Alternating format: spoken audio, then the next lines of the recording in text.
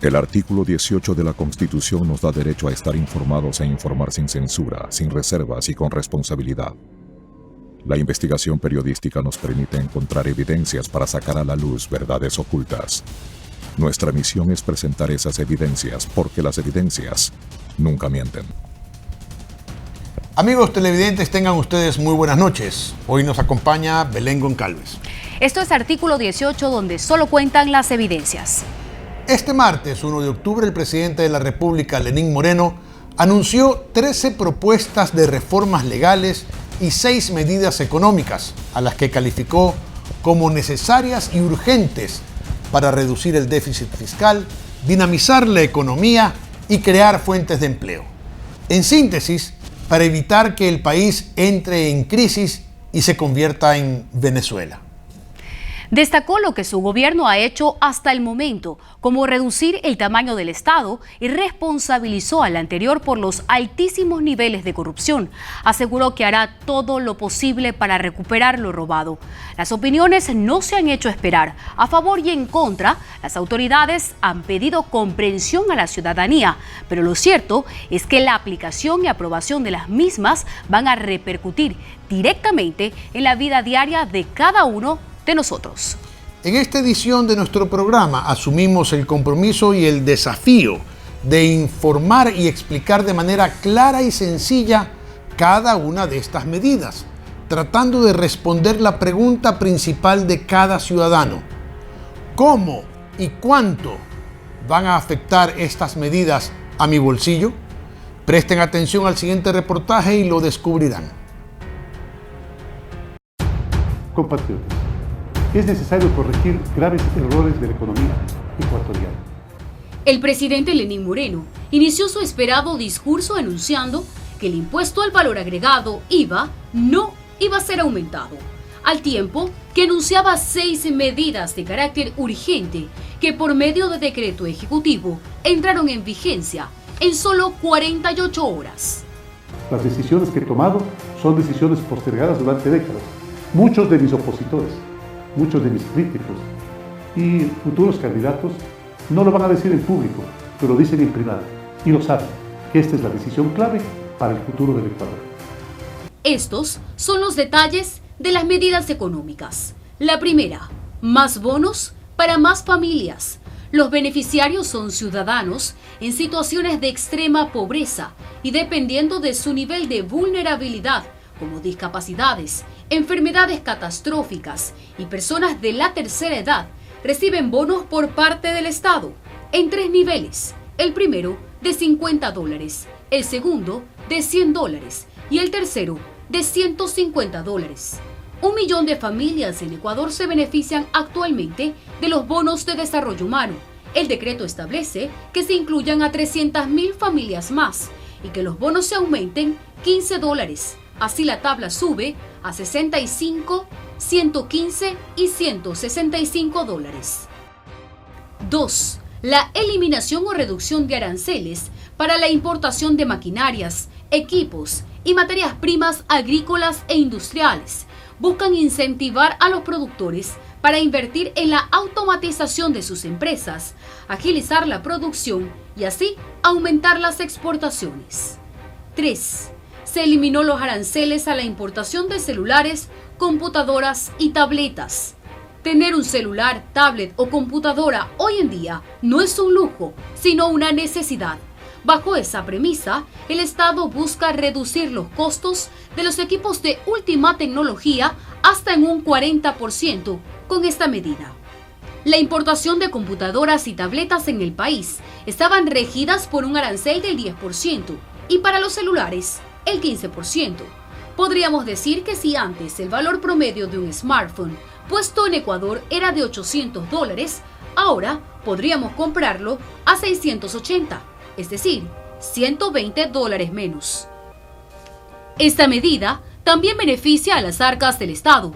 El Ministerio de Telecomunicaciones indica que el arancel de smartphones en 2018 recaudó $75 millones, pero también es cierto que cerca de 134 millones se dejaron de recibir, tomando en cuenta los celulares adquiridos en el extranjero, los que ingresan por contrabando y que no pagan tributos en el país. 4. Para reactivar el sector de la construcción, se destinarán 1.000 millones para créditos hipotecarios desde el mes de noviembre, a una tasa histórica del 4,99%.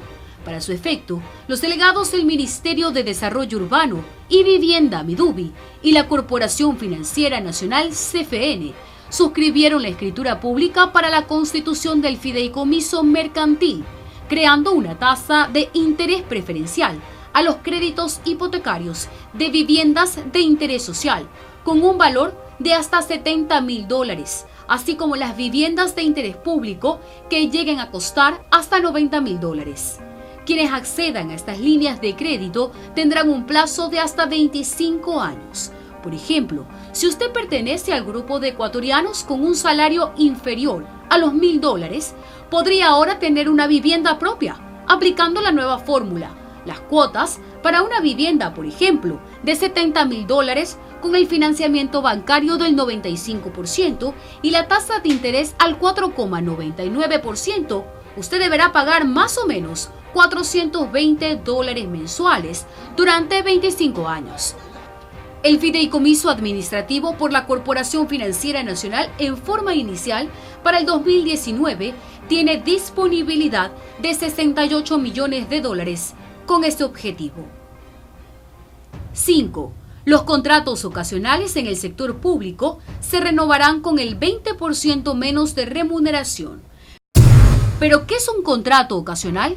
En palabras sencillas, el contrato ocasional es una figura que se utiliza para requerir de servicios emergentes, que no se necesitan de forma permanente, sino por un tiempo determinado, entre 3 y 12 meses generalmente, con la opción a una prórroga por máximo de 12 meses. Así lo establece la Ley Orgánica de Servicio Público LOSEP. La ley estipula también, en su artículo 58, la contratación de personal ocasional no podrá sobrepasar el 20% de la totalidad del personal de la entidad contratante. Sin embargo, según datos del Ministerio de Trabajo, hasta agosto de este año, 75.000 funcionarios públicos trabajan bajo esta figura. Con la nueva medida, si usted es prestador de servicios públicos, mediante un contrato ocasional, podrá renovarlo, pero con el 20% menos de lo establecido en el primer contrato. Es decir, si este primer contrato usted cobraba $1.000, ahora cobrará 800. La sexta es sin duda la más polémica y rechazada por varios sectores, especialmente el transportista. Fue la eliminación del subsidio a la gasolina y al diésel, cuyos valores liberados dependerán cada mes de la variable sobre el precio internacional del barril de petróleo. El país destina más de $1.300 millones al año en subsidios al diésel, a la gasolina extra. En el continente, el único país que tiene ese subsidio es Venezuela. Y estarán de acuerdo conmigo, no es el mejor ejemplo a seguir. Además, y ustedes lo saben, ese subsidio ha beneficiado durante décadas principalmente a los que no lo necesitaban y a los que viven del contrabando. La gasolina extra y la Ecopaís, que son las más usadas por la clase media ecuatoriana, pasaron de costar $1,85 a costar $2,30 el galón. Por ejemplo, si usted tiene un vehículo de 4 cilindros con una capacidad de 12 galones, antes gastaba $22,02 aproximadamente cada tanqueada. Ahora tendrá que pagar $27,06, $5 más que saldrán de su bolsillo. Va a aumentar todo, la comida, alimentación, transporte. Ni para la clase media va a haber que aguante. Va a tener uno que hacer un esfuerzo mayor para poder poner lo que se ponía antes en combustible. Pese a la medida, Ecuador continúa siendo uno de los países de la región que paga menos por galón de combustible en relación a su salario básico unificado. Un peruano, por ejemplo, que gana un sueldo básico de $283, paga $4,13 por galón de gasolina. Asimismo, un colombiano con sueldo básico de $262 paga $2,68 el galón. De otro lado, el diésel premium y el diésel 2 subieron de $1.037 a $2.27. Estos combustibles son utilizados principalmente por el sector transportista, quienes de inmediato expresaron su rechazo y paralizaron sus actividades. En este momento le estamos anunciando que si la medida empieza a las 0 horas, pues la transportación lamentablemente no sale a operar. Señores, esto es una suspensión de actividades con muchas consecuencias que se vengan posteriormente. Los subsidios a los derivados del petróleo son una política de Estado desde 1974, con la presidencia de Guillermo Rodríguez Lara. Es decir, por más de 40 años, ningún presidente ha logrado suprimirlos sin tener graves repercusiones sociales, económicas y políticas. Nosotros creemos que esto va a ser una decisión histórica para el país, e histórica no solamente por el ahorro de los 1.400, sino que se van a sincerar los muchos cientos de millones de dólares más que estaban yéndose solamente para contrabando. El Ejecutivo justificó que se busca romper el beneficio para contrabandistas y para quienes no necesitan el subsidio, alegando un ahorro para el Estado de 1.300 millones de dólares. En 2018 el Estado ya dio un primer paso, liberando el precio de la super. Fueron las comercializadoras de combustible el sector con mayores repercusiones y denunciaron la caída de las ventas. El temor sobre la especulación de los precios de los productos de primera necesidad y la tarifa de transporte público es generalizado, aunque las autoridades advirtieron que aumentarán los operativos de control y amenazaron con sanciones. Antes era, por ejemplo, el 19% que le daban a todos los gasolineros. Ahorita, como le digo, Lucio Gutiérrez lo bajó al 13%. Y eso es lo que estamos desde esa fecha pidiendo, de que nos suban un poco el margen. Y la comercialización se están llevando, a mí a lo menos en mi caso, el 20%. Pero las movilizaciones se sintieron en todo el país. Y los actos violentos registrados durante las primeras horas, luego de anunciadas las medidas, obligó al presidente a declarar el estado de excepción. El fin de precautelar la seguridad ciudadana y evitar el caos, he dispuesto el estado de excepción a nivel nacional. Hemos tenido distintas reacciones en el país a las decisiones tomadas por el presidente de la República, por el gobierno. El estado de excepción no es para restringir la movilidad de los ciudadanos. Esto significa únicamente que se establecerán acciones por parte de la Policía y de Fuerzas Armadas cuando se interrumpa el orden vigente. A menos de 24 horas del anuncio del presidente, la opinión ciudadana se sumó al debate. El paquete de reformas enviado a la Asamblea también contempla una lista de modificaciones en el ámbito laboral y tributario. Habrá nuevas reglas para contratar personas y en algunos casos pagaremos menos impuestos. El presidente anunció que los que más recursos tienen, más tendrán que contribuir y les pide apoyar, ponerse la camiseta del país, nuevas modalidades de contratos, eliminación del anticipo del impuesto a la renta y una nueva forma de jubilación patronal son los temas que detallaremos después del corte. Continuamos en esta tarea de desmenuzar cada reforma presentada desde el Ejecutivo como la fórmula para aliviar el déficit fiscal, generar plazas de empleo, dinamizar la economía. Algunas medidas responden a una petición del Fondo Monetario Internacional y que el Ecuador debe cumplir si quiere que este y otros organismos inyecten dinero en nuestra economía. A continuación, un reportaje con las reformas que serán discutidas por la Asamblea Nacional. Lo más novedoso, diferentes modalidades para contratar, eliminación de algunos impuestos y una nueva fórmula para la jubilación patronal. Además de las medidas económicas urgentes que mediante decreto del Ejecutivo entraron en vigencia en 48 horas, 13 propuestas de reformas tributarias y laborales serán discutidas en los próximos días por la Asamblea Nacional. De aprobarse, aquellos dueños de empresas que facturan 10 millones de dólares anuales tendrán que contribuir con el 0,1% durante 3 años, con lo que el gobierno espera recaudar 100 millones anuales. La eliminación del impuesto a la renta única para el banano, pescado y camarón, y se reducirá a la mitad el impuesto a la salida de divisas para materias primas, insumos para bienes de capital, según el Estado. De aprobarse para comprar estos productos y traerlos al país, el impuesto baja de 5% a 2,5%.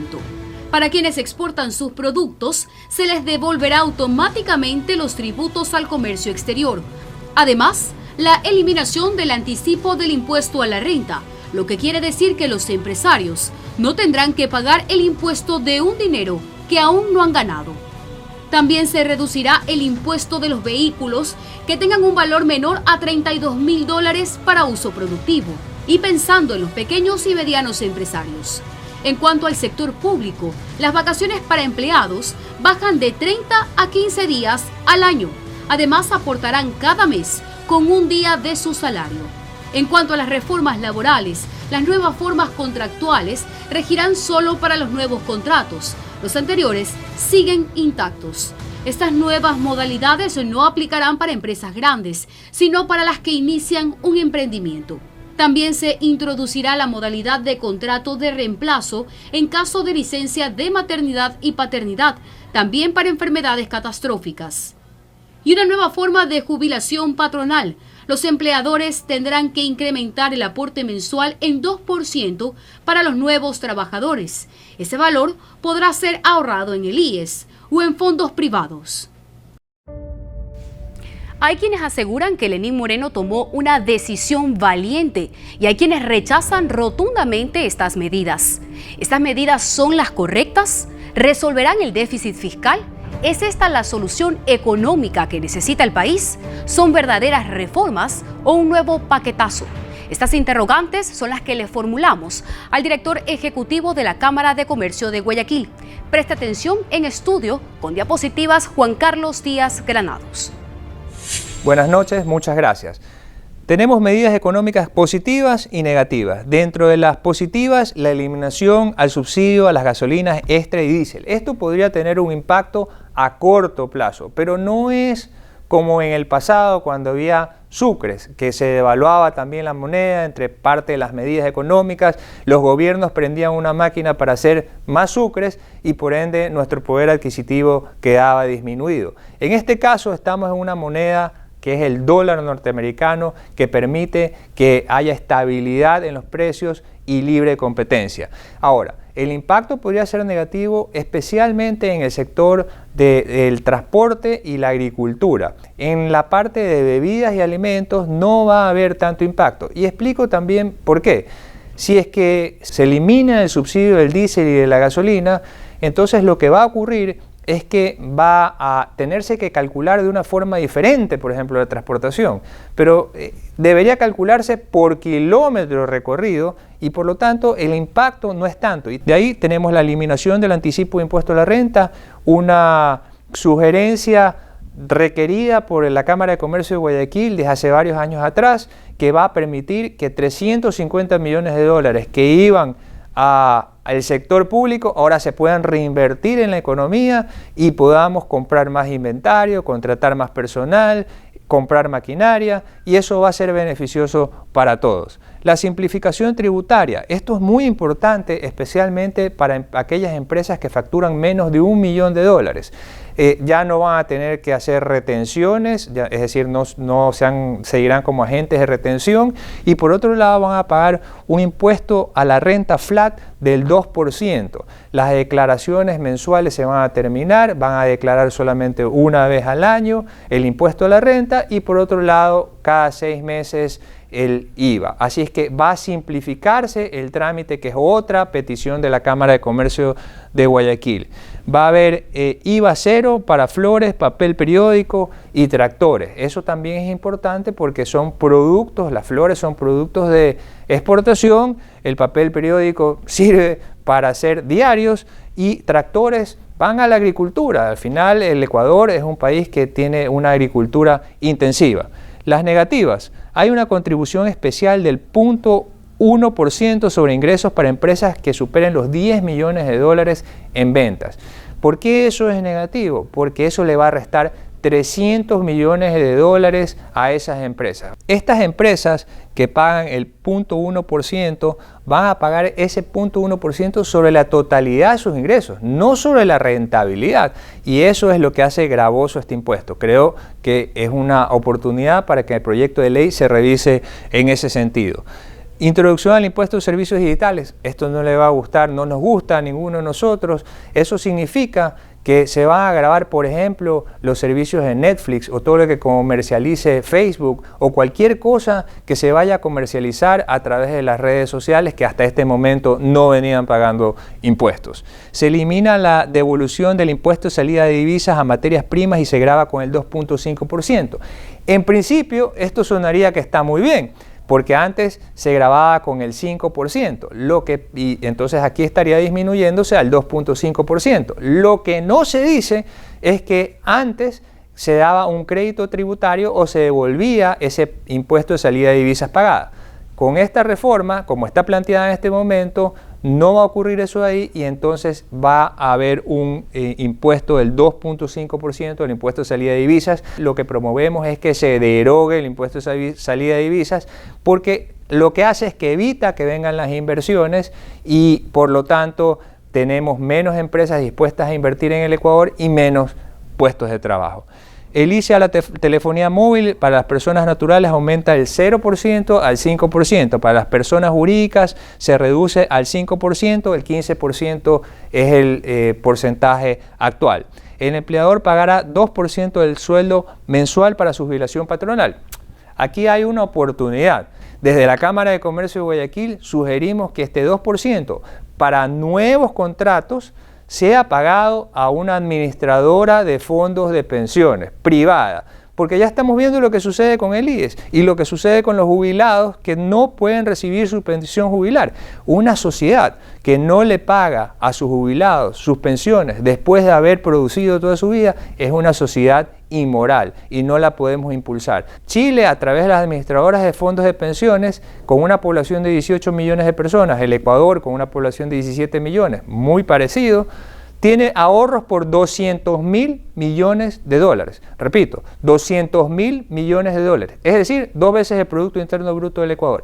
Y así es que estos son temas que debemos de trabajar. Esto puede ser negativo o puede ser positivo de acuerdo a cómo lo enfoquemos. Desde la Cámara de Comercio de Guayaquil creemos que para los nuevos contratos, si se va a cobrar ese porcentaje, debería ser a través de la capitalización individual, que cada uno sepa cuánto tiene en la cuenta y que eso sea administrado por una administradora de fondos de pensiones, que es un modelo exitoso que ha ocurrido en Chile y que ustedes, si ven la historia económica de Chile, cuando se implementa este sistema de ahorro nacional, Chile se va para arriba con una línea vertical desde los años 70. Las reformas laborales, tributarias y monetarias tendrán una repercusión. Eso es innegable.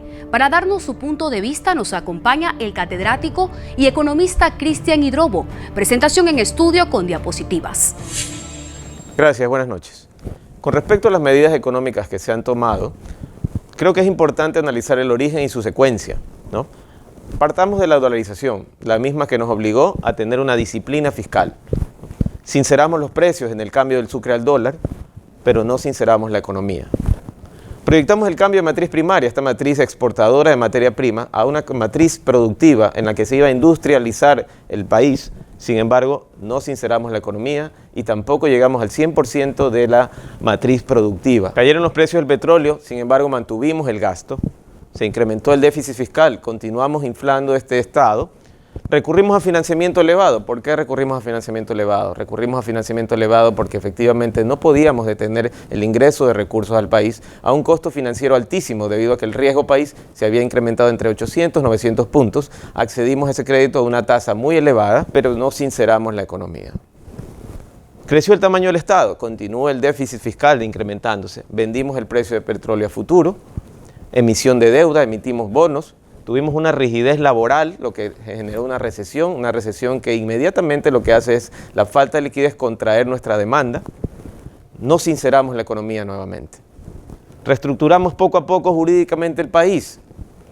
Esto significa acomodar la casa por dentro, eliminando lo que no necesita, priorizando lo importante y permitiendo, eso sí, que los huéspedes vengan. ¿Qué son los huéspedes? Los mercados internacionales, las multilaterales de crédito y los futuros inversionistas.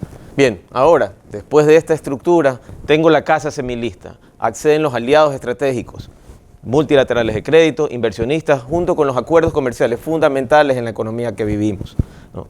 Es importante mantener una economía abierta. Comenzamos a desarrollar la hoja de ruta, pero aún no sinceramos la economía.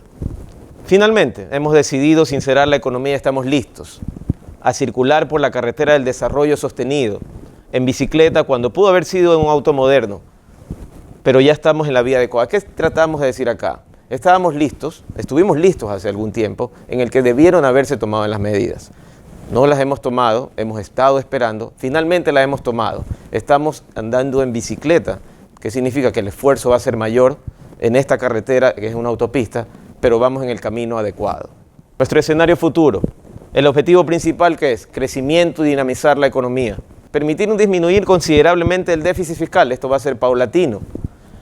No con más impuestos, ¿qué se hizo? Se eliminaron los subsidios, el gasto público, ¿no? Los combustibles, si efectivamente los combustibles han sido una situación adversa, no nos ha permitido crecer, esta eliminación de subsidios le genera al país un ahorro casi de 2.300 millones de dólares. Insertamos en el modelo de desarrollo a través de un acuerdo internacional. Tenemos la Unión Europea, tenemos la Alianza del Pacífico, la presencia de bancas internacionales. Esta banca internacional lo que va a hacer que es, el inversionista extranjero ve que existe banca internacional, decide transferir sus recursos a la misma banca que se maneja a nivel global y esto permite disminuir el riesgo país, acceso al crédito, inversión, y la inversión lo que va a generar es recursos financieros, la masa monetaria se dinamiza, los emprendedores y proyectos van desarrollándose. ¿Será un nuevo modelo económico? Salir realmente de la economía lineal. La economía lineal, es decir, no solamente producir, sino aplicándose a la economía circular, que no es otra cosa que no producir más, sino producir mejor.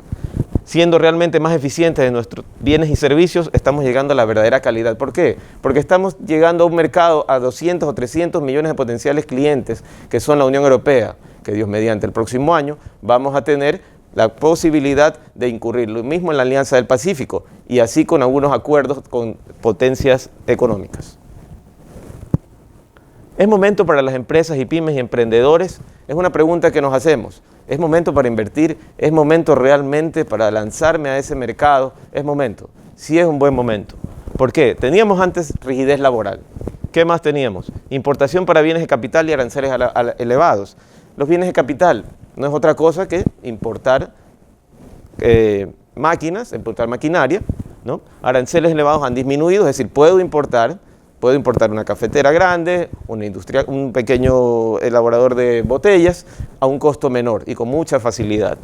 Equipamiento a través de tecnología, aranceles y precios elevados, ¿no? Los aranceles y precios elevados que teníamos antes nos complicaba un poco traer tecnología. Materias primas de importación, aranceles e impuestos a la salida de divisas, no lo podíamos hacer antes. Acceso al crédito limitado, sí, teníamos acceso al crédito, pero con una rigidez también en las tasas, una rigidez en el análisis de crédito. Ese escenario era el que teníamos anteriormente. ¿Qué tenemos ahora? Liquidez para las empresas por su flujo operativo. Al eliminarse el impuesto a la renta anticipado, lo que las empresas tienen en este momento es una capacidad operativa y una capacidad de capital de trabajo para producir. Contratación ocasional, sí, efectivamente tenemos 5 millones de personas, población económicamente inactiva, en capacidad de trabajar, que no tiene empleo. La ocupación ocasional lo que permite es insertar esas personas de una u otra manera a otro régimen laboral, pero con poder adquisitivo, es decir, vamos a comenzar a dinamizar los bienes y servicios. Importación de materia prima para un pequeño negocio sin arancel o con solamente el 2.5% de impuesto a la salida de divisas, lo que me optimiza mis costos, lo que me permite efectivamente generar una mayor proyección en mi pymes o en mi emprendimiento. Equipamiento tecnológico a bajo costo. No hay empresa del mundo que efectivamente no tenga la necesidad de tener un equipo tecnológico o equipos tecnológicos para en este mundo globalizado poder dinamizar su propia economía.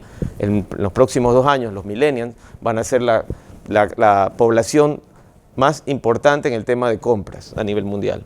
Acceso a créditos de bajas tasas. Tenemos a Banecuador, tenemos al Banco del Pueblo y algunas líneas de crédito con con flexibilidad para acceder al desarrollo de los mercados. El ciudadano común, el ciudadano como ustedes, el ciudadano como yo, el ciudadano como todos, ¿no? ¿Qué es lo que debemos hacer? El país ha tomado la decisión de sincerar la economía. Hemos sincerado la economía. Nos demoramos quizás 18 años o 15 años en que debíamos tomar esta decisión. En algún momento la rentabilidad producto de esos subsidios era irreal, ¿no? Radicalmente tenemos que ajustar las finanzas públicas, no podemos seguir con el crecimiento del tamaño del Estado, tenemos que insertarnos ya en la globalización de los mercados. Sincerar nuestras economías personales. Si el país está sincerando en su economía, tenemos en este momento como jefes de casa, amas de casa, desde los niños, saber cuáles son las prioridades, efectuar el gasto inteligente, efectuar el gasto productivo, si puede llamarse de alguna manera, en el que podamos nuevamente, ahora sí, después de la dolarización y después de esta sinceridad de la economía, por llamar de alguna manera, entrar en un crecimiento como nos tienen nuestros vecinos, Colombia y Perú, que lo empezaron casi hace 5 años. Finalmente, para responder si las medidas fueron o son las adecuadas, aquí viene el análisis final. Las medidas, como todo cambio, va a generar resistencia. Las medidas son duras, las medidas deben asimilarse. Fuera un error si estas medidas no nos llevaran a un horizonte de desarrollo.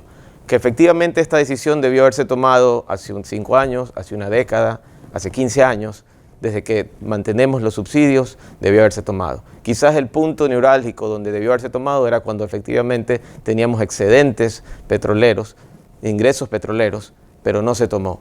Hubiera sido el mejor camino para el desarrollo y no ahorcar, por llamarlo de alguna manera, a los ciudadanos. Pero en este momento tenemos que asimilar todos, como ciudadanos, como ecuatorianos, tenemos que asimilar este camino hacia el desarrollo sostenido que estamos pidiendo, hacia dinamizar la economía. 2020 es un año que se prevé muy positivo en el aspecto de emprendimientos, en el aspecto de el PIB, en el aspecto de acuerdos multilaterales y en el aspecto de que al final del 2020 tengamos un déficit fiscal, si no bastante disminuido, esperemos que eliminado. El presidente ha tomado un riesgo político y eso es de aplaudir. No teme el costo electoral, tampoco a las reacciones de los extremistas de siempre, ni se amedrenta ante las presiones de pequeños grupos que defienden los privilegios que han tenido durante años con nuestro dinero y que hoy se los han quitado. ¿Tendrán un resultado positivo las medidas? ¿Se reactivará la economía y habrá más empleo? No lo sé, pero sinceramente espero que sí. Espero que el presidente tenga éxito, porque aunque discrepemos con algunas de sus políticas, debemos estar conscientes de que si a él le va bien, al país también le irá bien. Antes de concluir, presentamos un pedido de réplica solicitado por el señor Fausto Valdivieso Bermeo, hijo del fallecido periodista Fausto Valdivieso Moscoso, por el programa presentado el 22 de septiembre de este año. En ningún momento las declaraciones de mi madre, hermana o mías han variado ni contradice la defensa anterior desde el fallecimiento de Fausto Valdivieso, pues a viva voz y en todo momento he manifestado que mi padre en vida nos supo comunicar a toda su familia quién era su único enemigo público y que él temía por su vida. En el Código Integral Penal, en su artículo 233, sanciona con pena privativa de libertad la violación a la reserva de la información clasificada de conformidad con la ley, y les hago conocer que el proceso se encuentra en una investigación previa, lo que es un proceso reservado tan solo de conocimiento de las partes procesales. Por lo que realmente me llama la atención cómo pudieron ustedes, como programa de televisión y tercero al hecho, obtener información reservada y copia de documentos como versiones e informes parciales que se encuentran en reserva y hacerlas públicas en televisión nacional, cometiendo en dicha acción un delito. Publicar información bajo una teoría creada por ustedes como programa sin contrastar con la víctima es malinformar, de tal manera que como único interesado sobre su reportaje investigativo, solicito se me informe los medios a través de los cuales se obtuvo la información reservada que expusieron públicamente a nivel nacional, previo a iniciar cualquier tipo de acción legal de las cuales me crea asistido en defensa del nombre de mi padre y mi familia, indicándoles que a través de mis abogados patrocinadores daremos con el verdadero responsable del hecho. Hemos concedido esta réplica aun cuando el programa presentado el 22 de septiembre pasado cumple con todas las normas de ética periodística y además con las disposiciones legales. La información presentada fue debidamente contrastada. Todas las partes involucradas fueron debidamente consultadas y las opiniones, argumentos o criterios de todos fueron expuestos. No obstante, decidimos aceptar su presentación por tratarse de un tema extremadamente sensible y por el respeto que tenemos por quien en vida fue Fausto Valdivieso Moscoso, a pesar de que esta réplica en nada aporta, ni modifica, ni desmiente lo presentado por artículo 18. Lo que no podemos ni vamos a aceptar es el amedrentamiento solapado que se pretende realizar en contra mía y de las periodistas Lucero Llanos y Belén Goncalves, al solicitar a través de Fiscalía que revelemos nuestra fuente de información.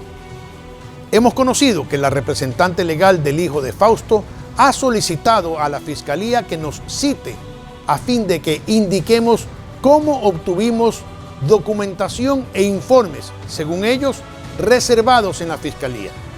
Al respecto, solo puedo expresar que el documento que revela importantísima información sobre el asesinato de Fausto Valdivieso fue entregado en mis manos hace más de 3 meses bajo reserva de la fuente.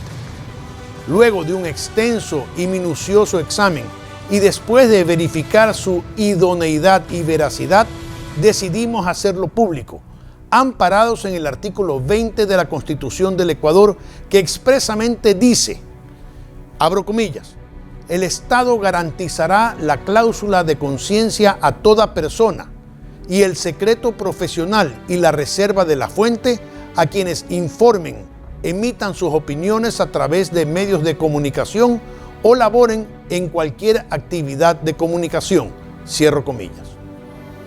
Dicho esto, solo me queda por decir que no revelaremos nuestra fuente. Al fiscal que ha recibido la petición, le solicitamos muy comedidamente que la rechace por cuanto viola la Constitución de la República. Además, sería una pérdida de tiempo y de recursos del Estado por cuanto nuestra respuesta será la misma. No revelaremos nuestra fuente. Hasta aquí nuestro programa. Los dejamos en compañía de Carlos Vera y su programa Veraz. Que tengan muy buenas noches.